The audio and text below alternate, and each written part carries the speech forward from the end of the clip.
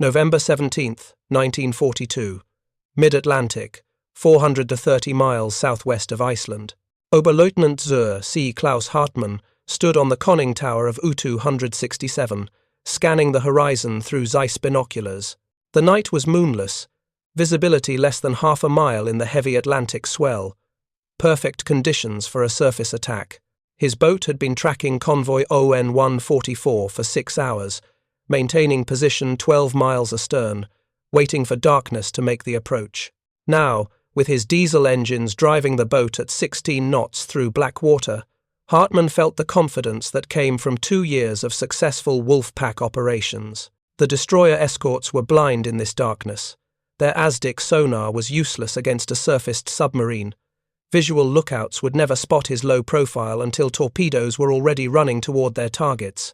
What neither Hartmann nor the 283 other U-boat commanders at the sea that November understood was that their fundamental tactical advantage, invisibility on the surface at night, had already been eliminated. British and American destroyers now possessed technology that could detect a submarine's conning tower from 3 miles away, in any weather, in total darkness, making the approach that Hartmann was attempting not merely dangerous but suicidal. Within 18 months, the tactical doctrine that had nearly severed Britain's Atlantic lifeline would be completely abandoned. U-boats would spend 90% of their patrol time submerged, their diesel engines silent, batteries draining, crews breathing foul air in steel cylinders that had become tombs rather than weapons. The transformation would occur not through any single catastrophic defeat, but through hundreds of encounters where U-boat commanders who believed darkness protected them discovered, in the final seconds before depth charges exploded against their hulls, that Allied radar could see through the night itself. If you're enjoying this deep dive into the story, hit the subscribe button and let us know in the comments from where in the world you are watching from today. The evolution of U-boat tactics had been shaped by one immutable fact of submarine warfare. Diesel-electric boats of the Type 7C class that formed the backbone of the German fleet were not true submarines. They were surface vessels, capable of temporary submersion. Submerged, running on electric batteries, they could manage 7.6 knots for 1 hour or 4 knots for 2 days before batteries were exhausted. Surfaced, running on diesel engines, they could sustain 17 knots indefinitely while simultaneously recharging batteries. This fundamental limitation dictated operational doctrine. U-boats spent most of their patrol time on the surface, submerging only to evade aircraft during daylight or to make final attack approaches against protected convoys. The Wolfpack tactics, developed by Admiral Karl Dönitz, exploited this reality brilliantly. Multiple boats would form patrol lines across expected convoy routes. When one boat made contact, it would shadow the convoy while radioing position reports to headquarters. Additional boats would be directed to converge on the target. Then, under cover of darkness, the pack would attack. Surface attacks at night combined every tactical advantage. Speed allowed boats to penetrate escort screens. Low profile made visual detection nearly impossible. Darkness negated the one weapon that had proven effective against submarines, aircraft. The British ASDIC sonar system, which could detect submerged boats, was useless against surface targets. Destroyers equipped only with visual lookouts, and sonar had no effective means of locating attacking submarines until torpedoes revealed their position. The mathematics of this tactical equation had nearly won Germany the Battle of the Atlantic. In 1942, U-boats sank 1,160 Allied merchant ships, totaling 6.2 million tons. The average U-boat on patrol sank 5 ships before being destroyed or forced home by damage. Experienced commanders like Hartmann, who had completed 3 war patrols and survived numerous depth charge attacks, understood the balance between risk and reward. Surface attacks at night represented acceptable danger for crews trained to crash dive in 35 seconds when destroyers approached. But that careful equation was being rewritten by technology that German intelligence had failed to anticipate, and German tactical doctrine could not counter. The cavity magnetron, developed at Birmingham University in 1939 and perfected for military applications by General Electric Company, generated microwave frequency radar signals at 10 centimeter wavelength. Compact enough to be mounted on corvettes and destroyers, powerful enough to detect submarine conning towers at ranges exceeding 3 miles. This technology transformed the electromagnetic battlefield in ways that would take German commanders months to comprehend and years to acknowledge. The first operational installation of Type 2 71 centimetric radar occurred aboard HMS Orkis in March 1941. The prototype system could detect surfaced U-boats at approximately 3 miles and periscopes at 900 yards. By October 1941, 30 Royal Navy escorts carried the system. By May 1942, 236 ships were equipped. The production version, designated Type 2 71Q or Mark IV, used a more powerful 70-kilowatt magnetron that increased detection range while adding plan position indicator displays that showed all radar contacts simultaneously on a circular screen. German naval intelligence was aware that British escorts possessed radar. The FUMB-1 Matox radar warning receiver had been distributed to U-boats beginning in August 1942 specifically to detect Allied radar transmissions.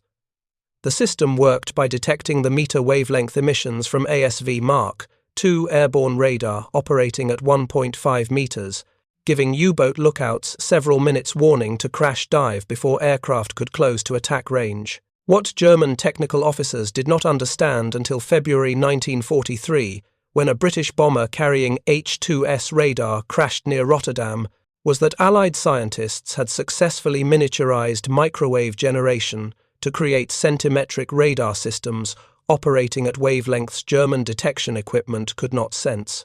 The Matox receiver, tuned to detect transmissions between 1.3 and 2.6 meters wavelength, was completely blind to 10-centimeter emissions from Type 2 71 radar.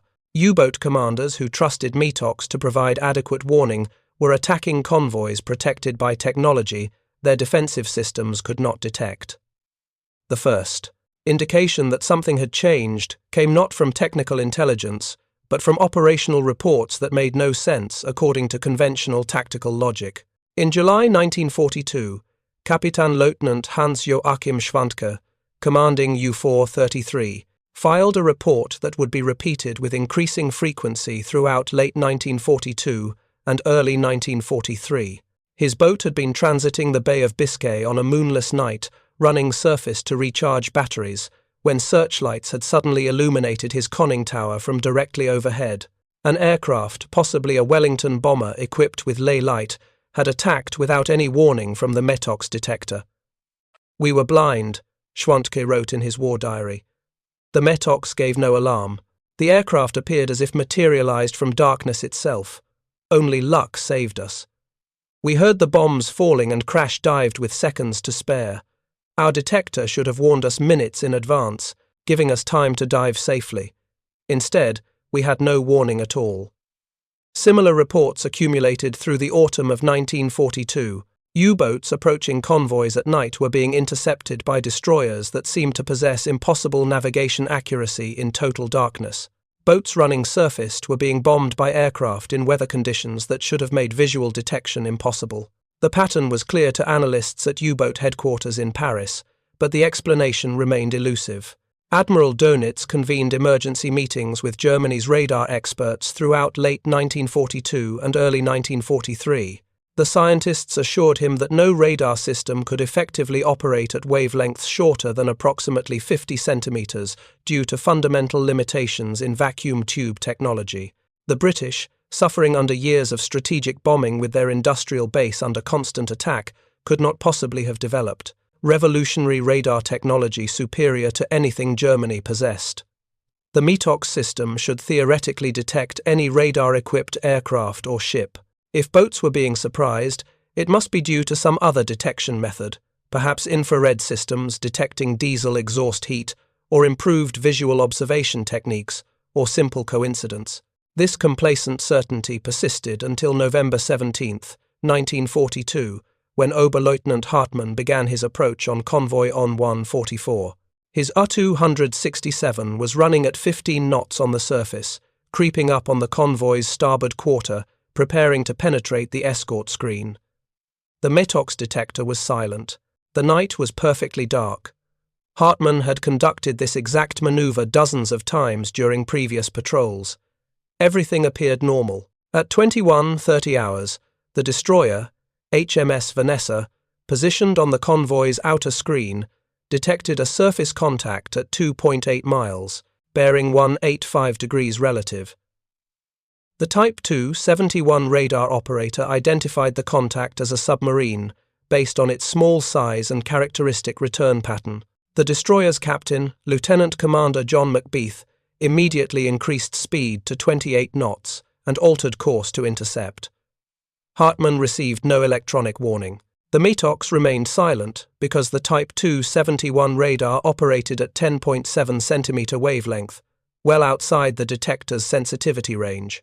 The first indication that something was wrong came when his lookouts spotted the destroyer's bow wave emerging from darkness at 800 yards, far too close to successfully crash dive. The impact of the depth charge attack that followed was recorded in Hartmann's abbreviated radio message transmitted 20 minutes later. Surprised by destroyer in total darkness, no radar warning, severe damage to pressure hull and diving planes. Returning to base. U-2, 167 limped into Brest on November 23, 1942, with her conning tower riddled by 20mm cannon fire and her pressure hull fractured in 3 locations. During the mandatory debriefing, Hartmann described the encounter in detail. The destroyer had approached in complete darkness with no visible wake or running lights. The attack had been executed with precision that suggested the British vessel knew his exact position, despite visibility conditions that made visual detection impossible. They could see us, Hartmann told the intelligence officers. In darkness, in heavy weather, at nearly 3 miles distance, they detected us and prosecuted an immediate attack. The METOX gave no warning. Either their radar operates at wavelengths our detector cannot sense, or they are using some other technology we do not understand. Whatever the method, we were completely visible to them while blind to their approach. The report was one of dozens that reached U-boat headquarters during November and December 1942. Korvettenkapitän Günther Hessler, Dönitz's son-in-law who served as first staff officer at headquarters, spent weeks analyzing the pattern. The conclusion was inescapable. Allied detection capabilities had improved dramatically over a very short period, suggesting new technology rather than improved tactics. But what technology could see through darkness and detect submarines at ranges exceeding visual limits? The question remained unanswered through the winter of 1942-43, even as U-boat losses climbed steadily. 7 boats were lost in January 1943, 17 more in February. The casualty rate was approaching sustainability limits, particularly among experienced commanders who had survived the early war years. Something fundamental had changed in the tactical balance, but German technical intelligence could not identify what. The answer would come from an unexpected source, the wreckage of a British bomber that crashed near Rotterdam on the night of February 2, 1943.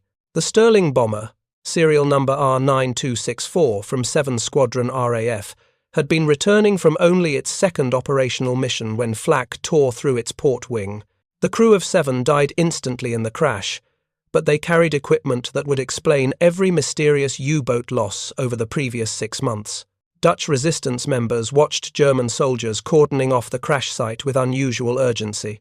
General Lieutenant Wolfgang Martini, Chief of Luftwaffe Signals Intelligence, was alerted within hours. As the officer responsible for all German radar development, Martini understood immediately that the bomber might contain answers to questions that had been haunting commanders for months. His technical teams arrived at dawn on February 3rd. What they extracted from the wreckage would shatter German confidence in their own technical capabilities and confirm the worst fears of U-boat commanders like Hartmann. The bomber's belly contained a rotating radar antenna, cathode ray display system, and sophisticated power supply, all pointing to advanced radar technology operating at frequencies German engineers had dismissed as impractical for operational deployment. But when technicians carefully removed the transmitter assembly, what they found defied expectations. The cavity magnetron, British model CV-64, consisted of a solid copper cylinder, approximately 8 centimeters in diameter and 12 centimeters long. 8 cylindrical cavities had been precision machined into the copper, arranged symmetrically around a central cathode. The entire assembly was surrounded by powerful permanent magnets. It appeared deceptively simple, yet initial field tests suggested it generated enormous microwave power at frequencies German equipment could neither produce nor detect reliably. Martini ordered the device, transported immediately to Berlin under armed guard. He had seen enough to know this discovery might explain why Dönitz's U-boats were dying at unprecedented rates. The British had achieved something German science had declared impossible, a compact, powerful microwave radar system that could be mounted in aircraft and ships, providing detection capabilities against which Germany had no defences and no countermeasures. The device arrived at Telefunken headquarters in Berlin on February 5, 1943, accompanied by photographs of the complete H-2S installation and detailed reports from the crash site. Dr. Wilhelm Runge assembled Germany's top microwave specialists for what would become known as the Rotterdam Working Group. Their task was to determine exactly what the device was, how it worked, and, most critically, what capabilities it provided the Allies. The initial examination on February 6 revealed the magnetron's basic operating principle within hours. The cylindrical cavities acted as resonant chambers, generating and amplifying electromagnetic oscillations as electrons spiraled through the magnetic field. It was conceptually similar to earlier split-anode magnetron designs that German engineers had experimented with in the 1930s, but executed with engineering sophistication that shocked the German team. Dr. Otto Hackenberg, a young physicist assigned to document the examination, would later recall the moment of realization in post-war interviews. When we first energized the magnetron using laboratory power supplies, the frequency counter registered 3.3 GHz, a frequency we could barely measure, let alone generate with any power. The output meter showed 40 kilowatts of peak power. It was like discovering the enemy-possessed artillery when you thought the battlefield limited to rifles. We understood immediately why the METOX was useless. It was built to detect meter-wavelength radar, operating around 1.5 meters or 200 megahertz. This device operated at 9.1 centimeter wavelength, more than 16 times shorter. Our detectors were completely deaf and blind to this radiation. The electromagnetic spectrum the British were exploiting was entirely outside the range our warning receivers could detect. We had been fighting blind, unaware that the enemy could see us clearly while we saw nothing. Runge's team worked around the clock for 2 weeks, reverse engineering the complete H-2S system from recovered components. The magnetron powered a rotating antenna that scanned a 360-degree arc beneath the aircraft. Returns appeared on a plan position indicator display, creating a map-like image showing coastlines, cities, rivers, and terrain features with remarkable clarity. For the first time, bomber crews could navigate and identify targets in complete darkness or through solid cloud cover. But the implications for submarine warfare were even more profound than the bombing applications. The same cavity magnetron technology, adapted for air-to-surface search radar designated ASV Mark III, could detect a submarine's conning tower from 20 miles away, in any weather, day or night. The small radar cross-section that had previously protected submarines meant nothing against this sensitive high-frequency system operating in the centimetric wavelength band. Worse yet, the microwave emissions were completely undetectable by German radar warning receivers. All existing German detection equipment, including the METOX system that U-boats relied upon, operated in the meter wavelength range. The METOX could detect radar operating between 1.3 and 2.6 meters wavelength, covering the frequency range of ASV Mark II, radar that had equipped Allied aircraft through 1942. But this new centimetric radar operated at 9.1 centimeters, a frequency 17 times higher than anything German warning receivers could detect. U-boats were running blind into enemy attacks, their defensive systems obsolete without their knowledge. The technological surprise was complete and devastating. On February 23, 1943, the Rotterdam Working Group presented their findings to German military and industrial leadership. Representatives from every major German electronics firm attended Telefunken, Siemens, AEG, and Lorenz. Senior Luftwaffe signals officers and Kriegsmarine technical specialists filled the conference room at Telefunken headquarters. The mood was somber.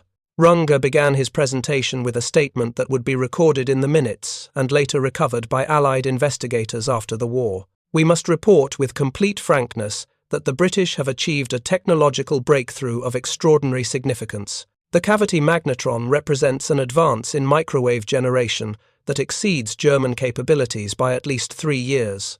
Normal development. More critically for current operations, the device enables radar detection systems against which we have no countermeasures and no defenses." The presentation detailed the technical specifications. 8 resonant cavities machined into a copper block. Operating frequency 3.3 GHz with 9.1 cm wavelength. Peak power output 40 kilowatts. Compact construction suitable for aircraft installation. Robust design capable of withstanding combat conditions. Production quality indicating established manufacturing processes rather than experimental prototypes. The implications were devastating. If the British could manufacture these devices in quantity, and the production quality suggested they could, then every Allied aircraft and ship could potentially be equipped with radar systems against which Germany had no defense. The METOX warning receivers were useless. The extensive network of German radar installations operating in the meter wavelength range would be increasingly obsolete. German night fighters, anti-aircraft defenses, and naval vessels all relied on radar technology that the British had leapfrogged by an entire generation.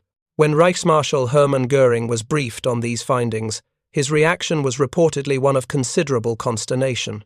The man who had boasted in 1939 that no enemy aircraft would ever bomb Germany now faced evidence that British bombers could navigate and bomb in any weather conditions using technology Germany could not match. Admiral Dönitz, when briefed through his staff channels, understood the implications more clearly than anyone else in the German High Command. His U-boat force had lost 39 submarines over the 3-month period from December 1942 through February 1943. If this trend continued, the U-boat campaign would collapse within months. The mathematics were inescapable. Kapitän zur See Eberhard Gott, who served as Dönitz's operations chief, maintained detailed statistical analysis of U-boat operations. The numbers told an increasingly grim story. In the first quarter of 1943, German U-boats were being lost faster than they could be replaced, despite shipyard production running at approximately 20 to 24 boats per month. More critically, experienced crews were dying faster than training programs could replace them. The meeting attendees reached several sobering conclusions that were documented in classified reports later captured by Allied forces. First, Germany could not replicate the cavity magnetron in operationally significant numbers before 1944 at the earliest. The precision machining required to create the resonant cavities, the specialized copper alloys, the powerful permanent magnets using cobalt that Germany lacked in sufficient quantities, and the manufacturing expertise all were beyond immediate German capabilities. Second, developing effective countermeasures would require at minimum 6 months. A new generation of radar warning receivers tuned to centimetric frequencies could theoretically be designed, but production and installation across the entire U-boat fleet would extend well into 1944. The technical challenges of building receivers that could detect 3.3 GHz emissions were formidable given Germany's limited experience with microwave technology. Third, and most devastating, the British almost certainly had variants of this technology beyond what was captured. The Rotterdam device operated at 9.1 centimeters. Allied scientists likely had already developed or were actively developing 3-centimeter systems that would render even new German countermeasures obsolete before they were deployed. The technological race was not merely lost, it was unwinnable in the war's current time frame, given the Allied head start and superior industrial capacity. Dönitz absorbed these briefings with growing understanding of the catastrophe facing his command. His U-boat headquarters maintained detailed plots of every engagement, every loss, every tactical development. The maps on the operations room walls told the story more clearly than any statistical analysis. Red pins marking U-boat positions had thinned dramatically across the North Atlantic. Blue pins, indicating Allied convoys, seemed to flow through areas where wolf packs should have intercepted them. Black pins, the markers of U-boat losses, clustered along transit routes and operational areas where boats encountered Allied patrols. "We have been fighting blind," Dönitz told his senior staff in briefings following the Rotterdam device examination. "Every advantage we believed we possessed has been neutralized by Allied technology we did not know existed. Surprise attack at night means nothing when the enemy can see in complete darkness. The vast expanse of the Atlantic provides no concealment when radar can detect a conning tower from 3 miles away. Our radar warning systems gave us false confidence while providing no actual protection against this new threat." Hessler proposed several tactical adaptations. All U-boat commanders would be informed that radar warning systems were unreliable and should not be trusted to provide adequate warning of air attack. Boats would be ordered to remain submerged as much as possible, surfacing only when absolutely necessary to recharge batteries or transit at higher speed. Anti-aircraft armament would be increased on all boats, though this was recognized as a desperate measure against aircraft that could detect U-boats long before the boats could see the aircraft. Most critically, Dönitz and his staff began preparing for the possibility that the U-boat campaign in the Atlantic might become unsustainable. If losses continued at current rates while Allied shipbuilding capacity continued expanding, the strategic mathematics would become impossible. Germany would be losing the war of tonnage, unable to sink merchant ships faster than Allied shipyards could replace them. March 1943 proved both the apex and the beginning of the end for Dönitz's U-boat force. The largest convoy battles of the war were fought that month, with massive wolf packs of 30 to 40 boats attempting to overwhelm convoy defences through sheer numbers. For a brief moment, it seemed the strategy might work despite the growing Allied technological advantage. Convoys HX-229 and SC-122, sailing together through the North Atlantic in mid-March, were attacked by approximately 40 U-boats from 3 wolf packs. The battle raged from March 16th to 20th, 1943. 21 merchant ships totaling 141,000 tons were sunk, the highest losses from any single convoy battle of the war. But the cost to Germany was unsustainable. While the U-boats achieved a tactical success in sinking merchant ships, several boats were lost and many others damaged. More critically, the broader March statistics showed 12 to 15 U-boats lost during the month, with many losses occurring in areas outside the major convoy battles. The mathematics were inescapable. Even when achieving tactical success, the strategic picture was deteriorating. Allied shipyards, particularly the rapidly expanding American construction program, were producing merchant vessels faster than U-boats could sink them. The Liberty ship program had reduced construction time dramatically. American yards were launching approximately 3 Liberty ships every 2 days at peak production, a rate of roughly 1.5 ships daily. German U-boats, sinking an average of 3,000 to 5,000 tons per boat before being destroyed, could not match this production rate. The true catastrophe came in May 1943, the month that would become known among U-boat crews as Black May. Throughout the month, Allied aircraft and surface escorts equipped with centimetric ASV Mark III radar and Type 271 shipboard radar savaged the U-boat force with unprecedented effectiveness. The convoy battle for ONS-5 in late April and early May marked the turning point. This slow convoy of 43 merchant ships protected by 16 escorts was attacked by approximately 30 U-boats. The Germans managed to sink 12 to 13 merchant ships, but lost 6 to 7 U-boats, with an additional 5 to 7 severely damaged. For the first time in a major convoy battle, U-boat losses approached their successes. The exchange ratio had become unsustainable. 2 weeks later, convoy SC-130 demonstrated complete Allied dominance.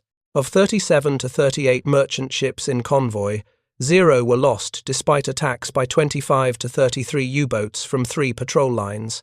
The German forces lost 3 to 5 U-boats. The decisive Allied victory represented the last seriously threatened convoy of 1943. Throughout May, the losses mounted relentlessly. By May 22, 1943, the operational U-boat force had lost between 41 and 43 boats during the month. The losses represented approximately 25% of operational U-boat strength, making the month catastrophically unsustainable for German naval operations. Dönitz called his operations staff into emergency session on May 24, 1943. The plot board showed a catastrophe unprecedented in U-boat operations. A quarter of the operational force destroyed in 3 weeks, casualty rates exceeding any previous period. Experienced commanders dying faster than training schools could replace them. New boats being sunk on their first patrols before crews learned combat survival techniques. On May 24, 1943, Dönitz made the most painful decision of his career. He drafted the order that effectively conceded defeat in the Battle of the Atlantic to all U-boats at sea. Due to superiority of enemy location equipment and overwhelming air coverage, North Atlantic operations are temporarily suspended, effective immediately. All boats currently in the North Atlantic are to withdraw to positions southwest of the Azores. Boats transiting to operational areas are to proceed to Biscay ports. Further operations will await development of improved detection equipment and enhanced anti-aircraft capabilities. The withdrawal order acknowledged what commanders like Oberleutnant Hartmann had discovered 6 months earlier during his encounter with HMS Vanessa. The fundamental tactical advantage that had made Wolfpack operations possible, the ability to approach and attack convoys while surfaced under cover of darkness, had been eliminated by technology that German forces could neither detect nor counter. The immediate statistical impact was dramatic. In June 1943, only 17 merchant ships were sunk in the Atlantic. In July, only 9. The Allied supply line, which had seemed on the verge of being severed in March, became secure. The vast convoys that would support D-Day and the liberation of Europe began assembling in American ports, protected by technology that had rendered Germany's most effective weapon obsolete. But for the U-boat commanders who continued operating after May 1943, the psychological impact was far more devastating than the strategic withdrawal. These men had entered the war believing they commanded the most sophisticated weapons platform in naval warfare. They had developed tactics that nearly won the Battle of the Atlantic through skill, courage, and tactical innovation. Now they discovered that Allied technology had rendered their entire operational doctrine obsolete. The interrogation reports from captured crews during summer and fall of 1943 revealed the profound psychological transformation.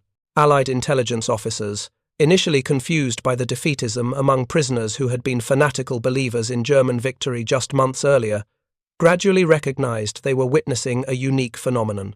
These men had not been defeated in conventional battle. They had been rendered obsolete by science, hunted by technology they could neither see nor counter. Captain Lieutenant Werner Henke, commanding U-515, achieved considerable success during his patrols, sinking multiple merchant ships and earning the Knight's Cross. However, his boat was sunk on April 9, 1944, by U.S. Task Group 22.3, consisting of the escort carrier USS Guadalcanal and destroyer escorts. Approximately 40 crew members were captured, including Henke. During interrogation at Fort Hunt, Virginia officially designated P.O. Box 1142. Henke provided detailed testimony that was classified until 1985. The interrogation transcripts, declassified decades later, reveal the profound demoralization caused by the Allied radar advantage. "We knew by mid-1943 that the war was lost," Henke told his interrogators during sessions conducted between May 3 and June 15, 1944, not because German soldiers lacked courage or skill, but because Allied technology was systematically destroying every advantage we once possessed. The METOX detector became useless against the new radar.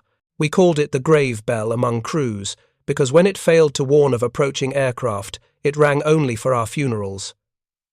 Later models that could detect centimetric radar arrived too late for most boats. The Naxos system, introduced in September 1943, could theoretically detect the new radar. But even when it worked, we could only detect emissions at short range, while Allied aircraft detected us from beyond visual distance. We could dive when warned, but aircraft would circle overhead, calling destroyers to depth charge us. We could not escape what we could not see until it was too late. Oberleutnant Zur C. Herbert Werner survived the war after serving on 5 different U-boats, including surviving the sinking of U-612 in August 1942 and U-415 in July 1944. His post-war memoir, Iron Coffins, a personal account of the German U-boat battles of World War II, first published in 1969, became one of the most widely read accounts of the U-boat war from the German perspective. Werner described the psychological impact of fighting against superior Allied technology. Every patrol after May 1943 was a survival exercise disguised as a military operation. We understood that Allied radar could detect our periscope wake, our snorkel exhaust, even our conning tower when awash. We travelled submerged far longer than boats were designed to endure, breathing foul air, conserving battery power, surfacing only when fuel and oxygen forced us. The Atlantic, which we had dominated in 1942, became an enemy more dangerous than British destroyers. It hid Allied aircraft above fog and Allied ships beyond horizons, while revealing our every movement to enemies equipped with technology that gave them complete tactical advantage. We were being hunted by forces we could not detect until the moment of attack. Korvettenkapitän Peter Kremer, who commanded U-333 through multiple successful patrols, survived the war as one of only 3 senior U-boat commanders to do so. His memoirs, published as U-Boat Commander, a periscope view of the Battle of the Atlantic by the Naval Institute Press in 1984, provided another valuable perspective on the technological revolution that defeated the U-boat force. Kremer recalled a patrol in June 1943, shortly after the withdrawal from the North Atlantic. We were ordered to patrol off the African coast, seeking isolated targets away from heavy air coverage. Even there, Allied aircraft appeared with impossible frequency given the vast ocean areas involved.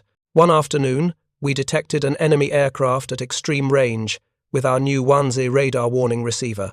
I ordered immediate dive to 150 meters and rigged for silent running. We stayed down 6 hours, far beyond safe operational limits. When we carefully surfaced to snorkel, the same aircraft or another reappeared within minutes, forcing us down again. This pattern continued for 14 hours until our batteries were nearly exhausted. We had to surface or suffocate. When we broached, the aircraft was waiting, positioned perfectly for attack. Only frantic anti-aircraft fire and a crash dive that nearly imploded the pressure hull saved us. We never fired a torpedo that patrol. We spent 3 weeks attempting to evade detection long enough to attack anything. Allied mastery of the technological domain was so complete we could barely execute our basic mission. The transformation that Hartmann, Henke, Werner, and Kremer described was not merely tactical but existential. U-boat commanders had built their professional identity around skills that technology had rendered irrelevant. The ability to calculate firing solutions for torpedo attacks meant nothing if the boat could never approach close enough to attack. The courage to withstand depth charge attacks meant nothing if every surface approach was detected before it could develop. The seamanship to navigate treacherous waters meant nothing if Allied radar could track every movement. If you find this story engaging, please take a moment to subscribe and enable notifications. It helps us continue producing in-depth content like this. The technical investigations continued through 1943 and 1944 as German engineers desperately attempted to develop countermeasures. They produced the LMS-10 magnetron, a direct copy of the British CV-64 design, with at least 4 units delivered by May 1943. However, production was severely constrained by material shortages, particularly the cobalt required for permanent magnets. Most early units required magnets salvaged from captured aircraft, making large-scale production impossible. Telefunken began developing an indigenous German magnetron, designated LMS-12, attempting to adapt the British design to materials available in Germany. But this development would not reach even limited production until April 1944, far too late to affect the war's outcome. By that point, the Battle of the Atlantic had been decisively lost for nearly a year. Actual production of German cavity magnetrons totaled several hundred units across all variants by war's end, with estimates suggesting fewer than 1,000 total units produced. This contrasted starkly with Allied production, which numbered in the tens of thousands. The disparity in industrial capacity and available materials meant Germany could never hope to match Allied production rates. Radar warning receivers that could detect centimetric frequencies were developed in parallel efforts. The Naxos system, designated Fugue 350 Naxos Z for aircraft and Fu MB7 Naxos U for U-boats, was introduced in September 1943. The system could theoretically warn U-boats of approaching aircraft equipped with ASV Mark III radar, operating at 9.1 cm wavelength. However, by the time Naxos entered operational service, Allied scientists had already developed 3 cm radar systems against which Naxos was blind. The H-2X radar used by American forces and advanced versions of H-2S operated at 3 cm wavelength, requiring entirely new detection equipment. The Germans were perpetually one generation behind, forever attempting to counter yesterday's threats, while new systems rendered their countermeasures obsolete before they could be widely deployed. The German Navy also attempted tactical adaptations to cope with Allied radar superiority. U-boats were fitted with additional anti-aircraft guns, with some boats designated as flak boats carrying quad 20mm mounts and heavy AA armament. The theory was that if boats could not hide from radar-equipped aircraft, they should remain surfaced and fight it out with anti-aircraft fire. This proved disastrous in practice. Allied aircraft could detect U-boats from ranges far exceeding effective anti-aircraft fire. Aircraft could approach from any direction, often attacking from the sun or cloud cover, giving U-boat crews only seconds to man guns and engage. The aircraft's speed advantage meant it could choose when and how to attack, while the submarine simply waited to be attacked. Radio transmissions from aircraft under attack brought additional forces, including surface ships that could easily destroy a stationary U-boat. The flak boat program cost more submarines than it destroyed aircraft, representing another failed attempt to counter Allied technological advantage through tactics alone.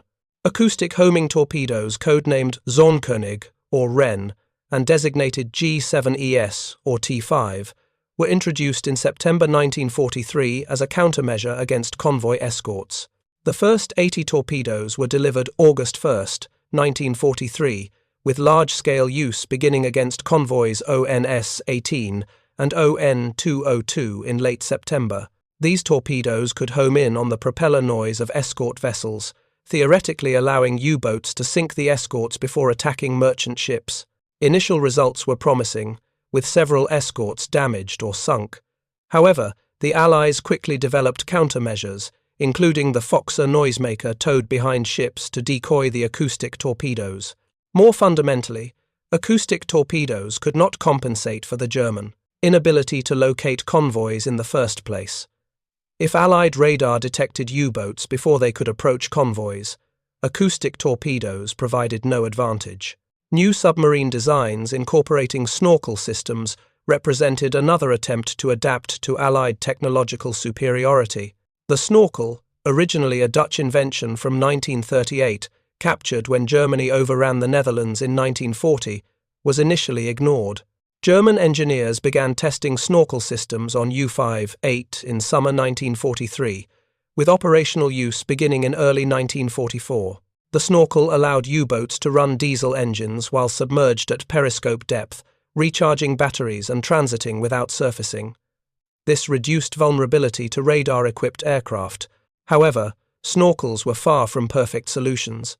They left a wake visible to radar, particularly in calm seas. They limited speed to a few knots. They required excellent seamanship in rough weather, as waves washing over the snorkel head would trigger automatic valves that momentarily cut air supply, creating uncomfortable and dangerous pressure fluctuations inside the boat. By mid-1944, approximately 50% of U-boats operating from French bases were equipped with snorkels. While this improved survival rates somewhat, it could not reverse the fundamental strategic defeat. U-boats equipped with snorkels could evade some attacks, but they could not sink enough merchant ships to affect Allied logistics. The Battle of the Atlantic had already been decisively lost.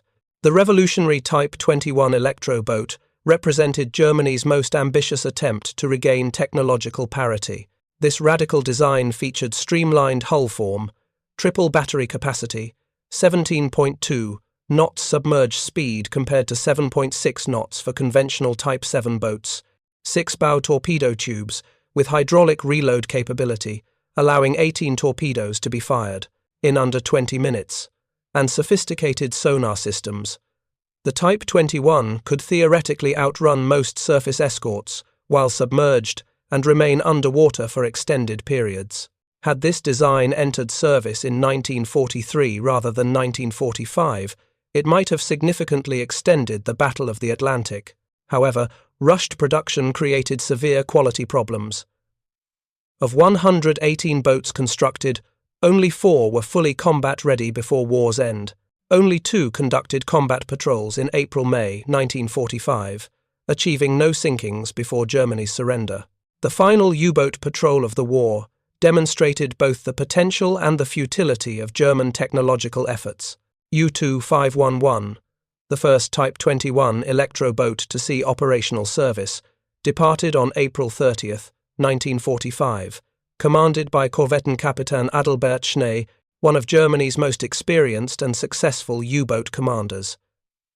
Schnee's patrol demonstrated the Type 21's remarkable capabilities. On May 4, 1945, U-511 detected a British cruiser task force and executed a perfect attack approach, reaching firing position undetected despite Allied radar coverage. The boat's superior underwater speed and silent running capabilities allowed it to close to attack range without detection. Schnee did not fire. Germany had already announced surrender negotiations. He surfaced and radioed his position on May 5, 1945, ending the U-boat war not with violence, but with acceptance of defeat. In his post-war memoir, Schnee reflected on the bitter irony. "We proved that day what the Type 21 could have achieved had it entered service a year earlier. But such demonstrations were meaningless.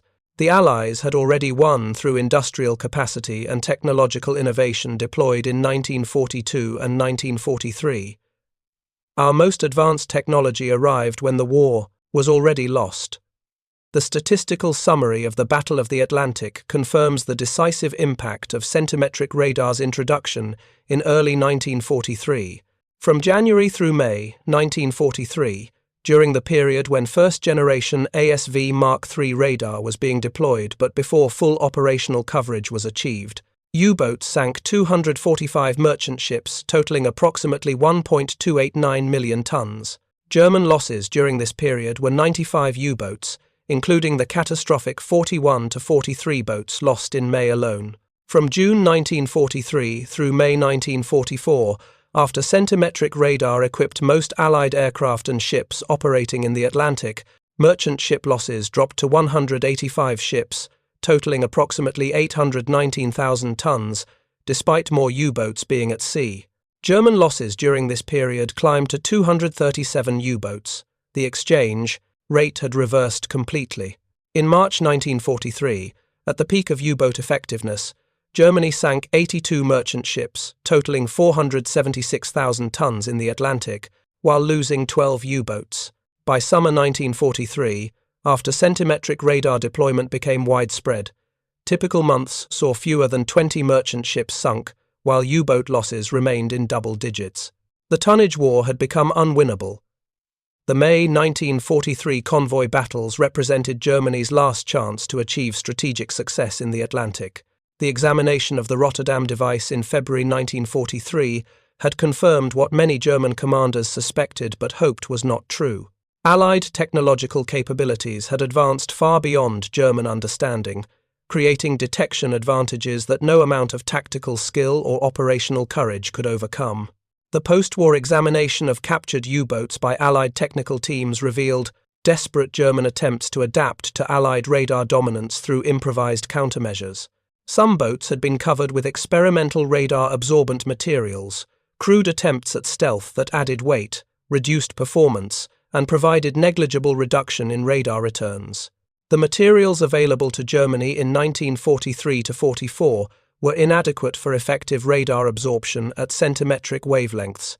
Others carried inflatable decoy balloons designed to create false radar targets, devices that sometimes worked but could not be deployed when submerged or in heavy seas, limiting their tactical utility. Still others had been fitted with modified exhaust systems designed to minimize the radar signature of snorkel emissions, modifications that reduced diesel efficiency without eliminating radar detection. Each adaptation represented German engineering ingenuity applied to an essentially unsolvable problem. You cannot hide from electromagnetic radiation using mechanical solutions alone.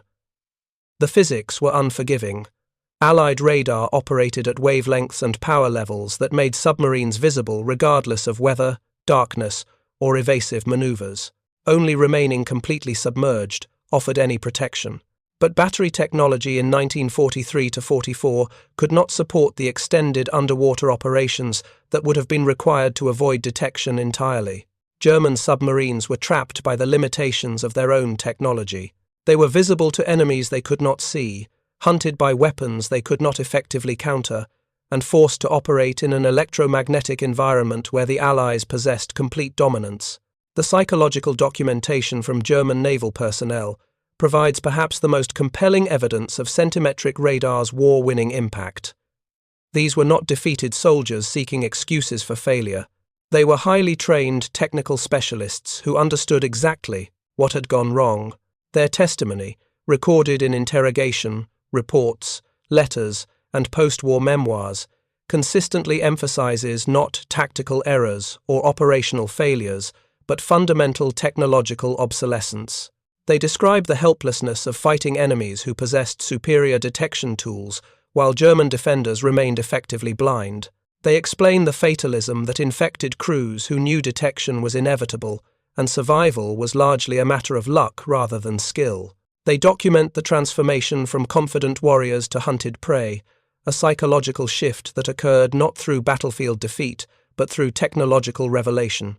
When Oberleutnant Wilhelm Runge examined the Rotterdam device in February 1943, he performed an autopsy on German naval strategy.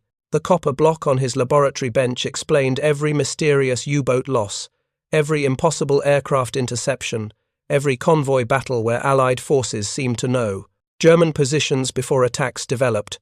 The cavity magnetron revealed that Germany had been fighting the Battle of the Atlantic, while deaf and blind to the electromagnetic spectrum that Allied forces exploited with devastating effectiveness.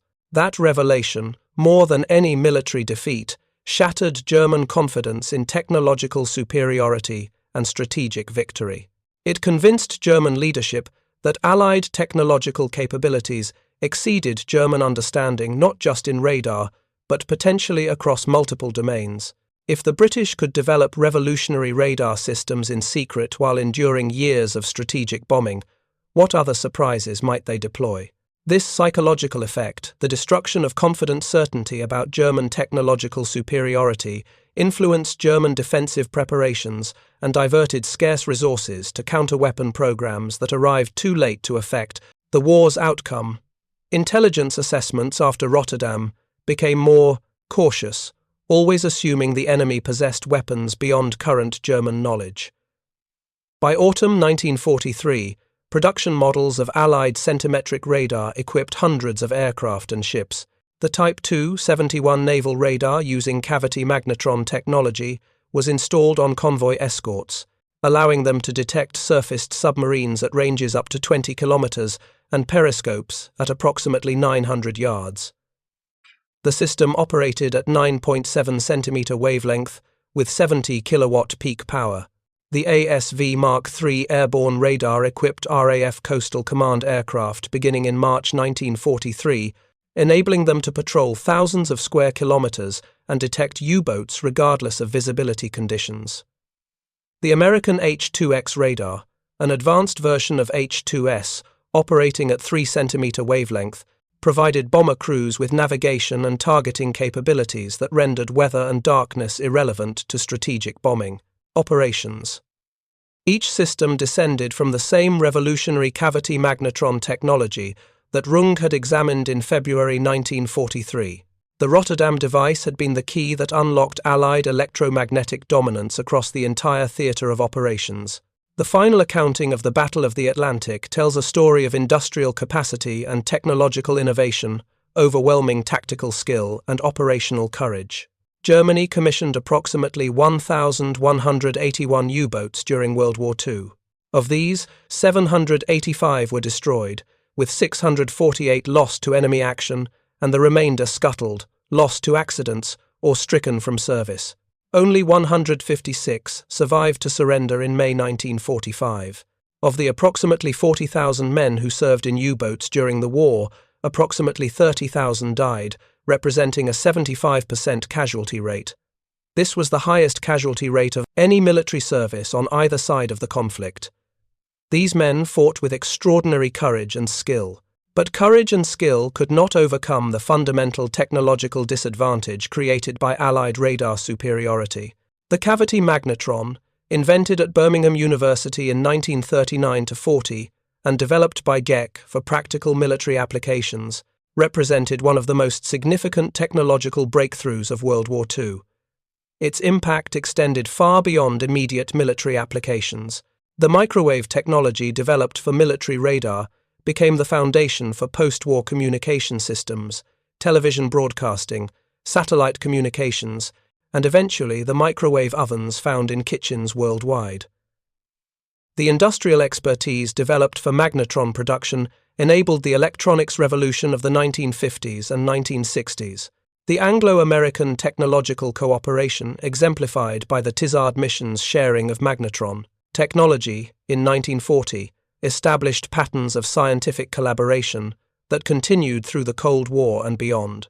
The decision to deploy revolutionary technology, despite capture risks, influenced military technology policy for decades.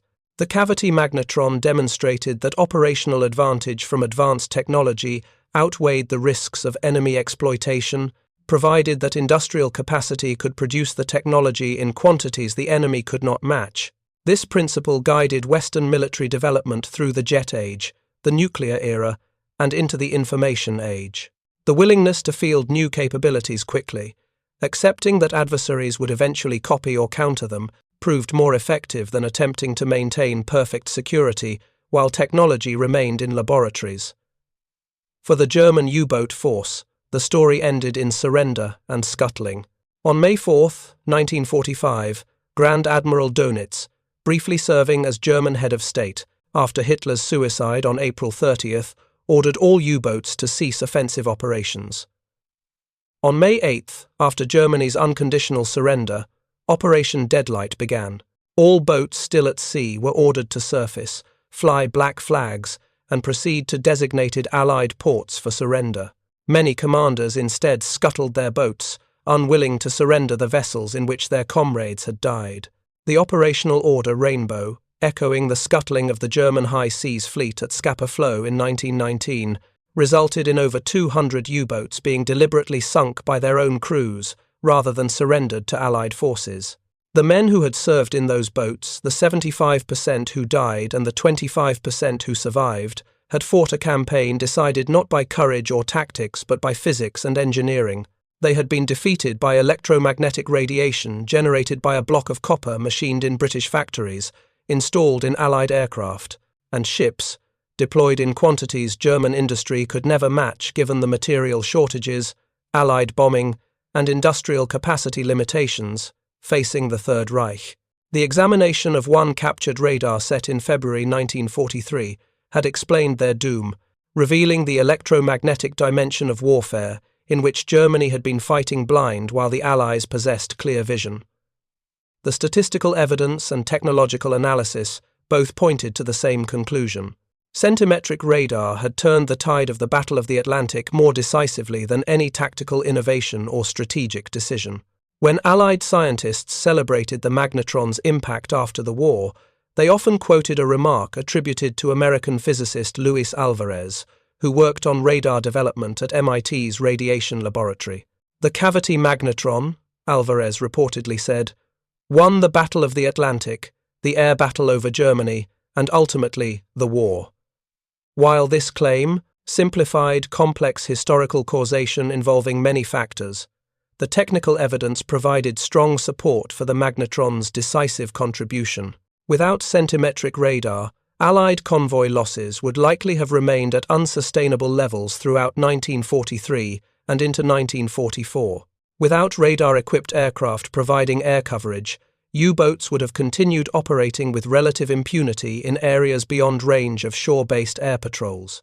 Without the detection advantage magnetron technology provided, D-Day preparations would have been vulnerable to submarine interdiction of the massive logistics build-up required for the Normandy invasion. The magnetron, derived from fundamental research into microwave physics at Birmingham University, manufactured in tens of thousands of units across American and British factories, deployed widely enough to provide persistent coverage of critical ocean areas, had created an electromagnetic advantage that tightened inexorably around German naval forces until they could no longer operate effectively. The greatest shock for German U-boat captains was not the loss of tactical superiority, but the speed and completeness of its occurrence. In March 1943, wolf packs had nearly severed Atlantic supply lines. By November 1943, U-boats were being hunted to extinction, their bases under constant surveillance, their communications compromised, their every movement predicted and countered.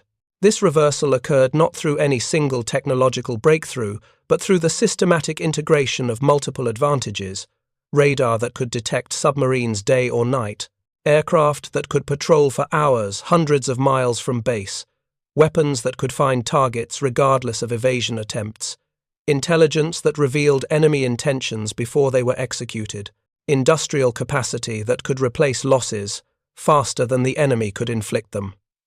The hunter-killer groups and convoy escorts equipped with centimetric radar had written the first chapter of modern naval warfare, where victory was determined not by individual courage or skill, but by systematic superiority across multiple domains. They had transformed the Atlantic from a vast hiding place into a transparent battlefield, where every movement was observed, every transmission intercepted, and every mistake punished with destruction. Admiral Dönitz would spend 10 years in Spandau prison as a war criminal, contemplating the destruction of the force he had built and led. His post-war memoirs contained a telling passage. "I had believed that courage and determination could overcome material disadvantage. The American hunter-killer groups and British escort forces taught me that in modern war, technology and industrial capacity are decisive. We were not defeated by better sailors, but by better systems." The legacy of centimetric radar extends beyond wartime achievements. It demonstrated that future naval warfare would be determined by the integration of air and surface forces, the fusion of intelligence with operations, and the application of scientific methodology to tactical problems. The nuclear submarines of the Cold War, equipped with sophisticated sensors and weapons, were direct descendants of the concepts, proven by destroyer escorts and corvettes, equipped with Type 271 radar in the Atlantic. In the cold depths of the Atlantic Ocean, over 500 German submarines rest on the ocean floor, their steel hulls slowly dissolving into the abyss. They are monuments to the devastating effectiveness of Allied radar technology, which transformed submarine hunting from a desperate defensive measure into an offensive campaign of systematic detection and destruction.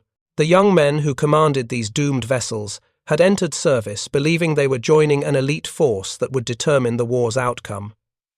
They discovered instead that they were facing an enemy who had transformed warfare itself, replacing the art of combat with the science of electromagnetic detection. Their shock at this transformation echoed through the ranks of the U-boat force and ultimately through naval history itself. The German U-boat force had entered 1943 as masters of the Atlantic, their wolf packs savaging convoys with near impunity. They ended it as hunted fugitives, their bases bombed, their supply lines severed, their experienced crews dead, and their remaining boats cowering in ports or fleeing from relentless pursuit. The shock of this reversal would resonate through naval history as the moment when technology, intelligence, and industrial capacity forever changed the nature of warfare at sea. Allied centimetric radar had shocked German U-boat captains not through superior seamanship or courage qualities, both sides possessed in abundance, but through the systematic application of overwhelming technological and industrial superiority that transformed the ocean from a sanctuary into a killing field where electromagnetic detection not valor, determined survival. The final statistics were irrefutable. Allied radar-equipped forces and their supporting systems had sunk 784 German U-boats. They had killed 30,000 German submariners while losing fewer than 5,000 of their own men in anti-submarine operations. They had reduced the U-boat threat from near victory to complete defeat in less than 2 years. It was not merely a military victory, but a demonstration that the nature of warfare itself had fundamentally changed. The era of the submarine operating through stealth and cunning, invisible on the surface at night, had ended. The future belonged to integrated naval forces employing sophisticated sensors, weapons, and intelligence in coordinated operations. The destroyer radar that U-boat commanders saw, or more accurately, could not see but whose effects they experienced with devastating clarity, had not just defeated them tactically. It had revolutionized naval warfare and shocked their generation with the completeness of their transformation from hunters to hunted. Thank you for watching. For more detailed historical breakdowns, check out the other videos on your screen now, and don't forget to subscribe.